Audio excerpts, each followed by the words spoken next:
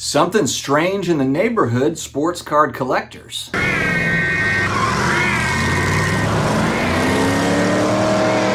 Some eerie looking eBay sports card listings. We're going to go over that. And on the back end of this video, Luka Doncic card prices starting to take flight. We will dive in. Stick around.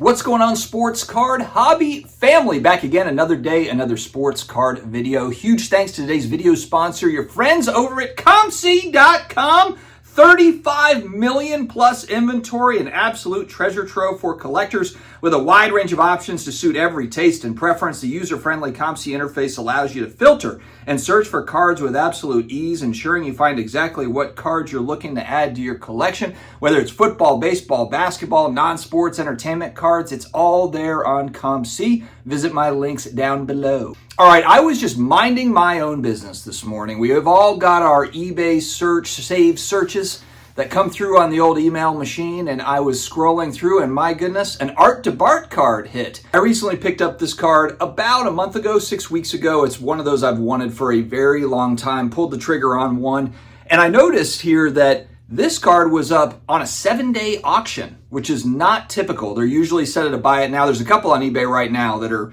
10,000 or best offer, 12,000 or best offer type thing. They're not cheap, never cheap. They do run at auction occasionally, so I don't want to, it's not like there's 10 of them. They're certainly out there, but they don't pop up like this on eBay auction very often. Now this one, this is interesting. So I saw this morning. I also saw the same card going back maybe like 3 weeks ago. And so let me just kind of finish out the story here. But this is listed here with Safek parts, I'm not sure. And the feedback's maybe like 200 or 275 for the account.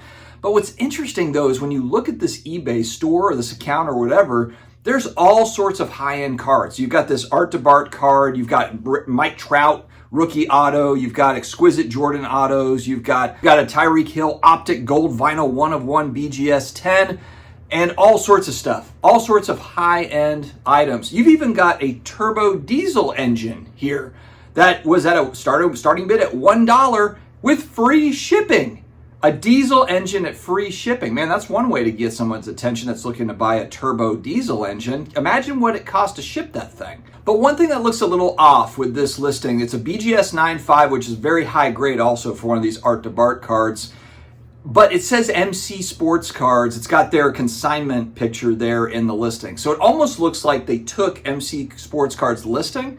It's really interesting. It's strange because MC Sports Cards does not have that same card that I could see anyway that's being sold right now. So is it an old listing, the pictures that are being taken, or did they just add that in? I have no idea. My brain is kind of spinning on this one. I don't really understand if this account got hacked or what, to where you have all these kind of big ticket items that are just running at auction. Now, what I'll say is this Art to Bart card, I saw this card, this BGS 9.5, same exact one, going back a few weeks, 2 or 3 weeks ago, and it was listed under a different account, and it was like Beehive something, and it was like 4,000 feedback on that one.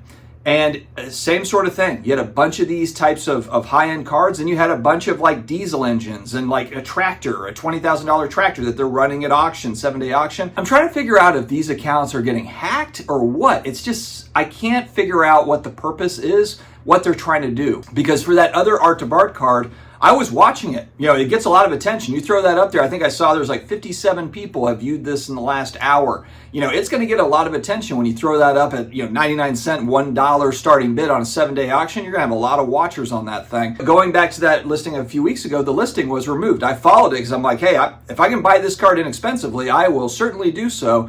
But it just seemed too good to be true. And when you look at everything on the store, it just seems too good to be true. But like I said, these were listed under a different account last time. So I'm assuming that eBay's catching this or someone's reporting it. Something's happening here where I don't know if it's the store that's removing it, if eBay's removing it, but I think it's something where eBay's catching these as, this is bogus. Something is wrong with this. And that has to be what it is. But I just thought I'd bring it to your attention because I don't know exactly what the purpose would be. I guess they sell it and then they take the money and then they don't ship the item. I'm not exactly sure how they're trying to get one over. And maybe that's what it is. And eBay's got the guarantee, I suppose, so they cover you. And maybe that's why eBay's on top of this. Somehow they're able to figure it out. I don't know, but I just thought I'd bring it to the community. Just be careful out there. If you got a listing on a card that looks too good to be true, it might just be too good to be true. Let me know if you've seen the same thing or something similar to it on eBay previously. All right, next up we got Luka Doncic with the Dallas Mavericks making moves that I did not see coming. Doncic maneuvers for the lead. Got it! What a shot! You know, going to the preseason, me and just about everybody else that watches basketball, even casually, did not think the Mavericks were a title team. And from what I've seen, a lot of people feel that the trade moves at the deadline really kind of solidified this team and made them into the ideal roster for them to make a run. I mean, if we look back, Kyrie and Luka kind of struggled to kind of find that chemistry, but they've clearly found that chemistry. A lot of people said, hey, you can't have two ball handlers like this. You can't, these two guys are not going to work together. Kyrie has a history of kind of being a head case. Kyrie is all in on this team, man. I mean, he's probably playing his best basketball going back to his Cavs days with LeBron. I mean, he is playing really, really well. So it's cool to see this all kind of come together, and I just like the fact that we've got some new blood here, whether it's the Wolves, the Mavs, or this young Celtics team that's almost always there at the end and just can't get over the hump. It looks like one of those three is going to be a champion this year, and that's great. I think that's great for the hobby and great for basketball collectors that frankly have been specking on these guys for years going back. I just pulled up charts and market movers. Luka base silver PSA 10. The silver prism in a PSA 10, which I sold, like 7 or 8 months back. The optic hollow in a PSA 10, and then I picked the select courtside, which is it's a rare card that doesn't sell that much, but I thought I'd throw it in there anyway. And you can see over the last 7 days, these cards have started to climb. I don't know if these sales have taken into account that last game that was just played. I really want to see what the prices look like here over the next 2, 3, 4 days as people are speculating, hey, you know what? It looks like the Mavs could not only go to the finals, but then win it. Because again, a lot of people are saying, hey, look, the Celtics might have had the easiest road to a finals ever in the history of the NBA, given that the Heat didn't have Jimmy Butler, and then the Pacers have been banged up. Now, keep perspective here. I think a lot of people might be like, is it buying time for Luka? For me, it's absolutely no, not buying time for Luka. But you know there's going to be a lot of FOMOing in just because he could do it. He could get over the hump.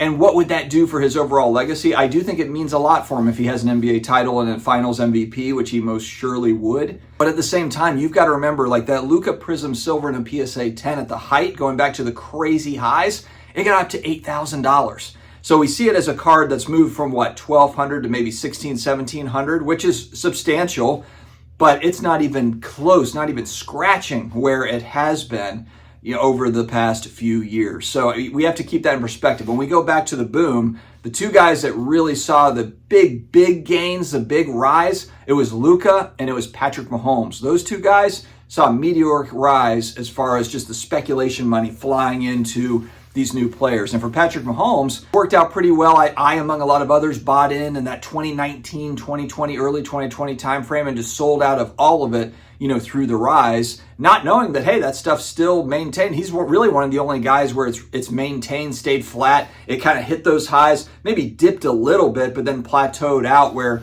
everybody is still way up. If you bought Mahomes in 2018, 2019, early 2020, and you still have those cards and you didn't sell at the highs, you're still doing fine with those cards. And for Luka, it's similar. If you had bought, you know, we were talking about it on Off-Centered going back a week or so ago, that Prism 10 that everybody talks about, that was a $2,000 card at one point, the base. I'm not talking about the silver, the base. And now it sits at what, $350, maybe a $400 card. I was buying those in the summer of 2019 for $70 in a PSA 10. That same card going back 5 years ago was $70. So you're still talking about 5x. 500% up from where it was going back 5 years. And that's if you didn't sell during the highs, during the boom. So perspective is always key with all this stuff. I think though the exciting piece for me is just we're starting to see the old timers, the legends, the LeBrons and the Steph Currys and some of these amazing guys that have been around for a long time that have had great careers and awesome for them. It's time. It's time for that next gen. You know, it's time for the next generation to come in and see what they can do and create their own legacies. And I think we have arrived at that point. Thank you very much for joining me here today. Stay healthy, stay awesome, and I will talk to you again later.